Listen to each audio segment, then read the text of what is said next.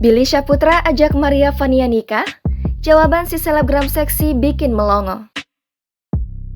Billy Syahputra dikabarkan memiliki hubungan khusus dengan Maria Vania.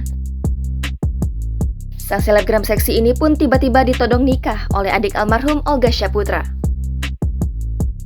Ya, baru-baru ini Billy sempat memberikan pertanyaan mengejutkan untuk bintang film Pariban idola dari tanah Jawa tersebut, yakni soal niat baiknya untuk menikahi Maria Vania.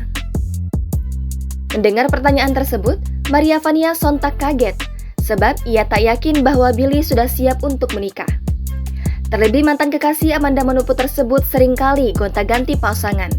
Hingga akhirnya Maria Vania menanyakan terkait kesanggupan Billy untuk berhenti menjadi playboy. Pertanyaan presenter 30 tahun itu sontak membuat bintang film warisan Olga tersebut malu dan tertawa. Kendati demikian, ia mencoba kembali menanyakan soal rumah tangga yang akan dibangunnya bersama Maria Vania. Termasuk soal perintah dirinya yang melarang Maria Vania untuk bekerja.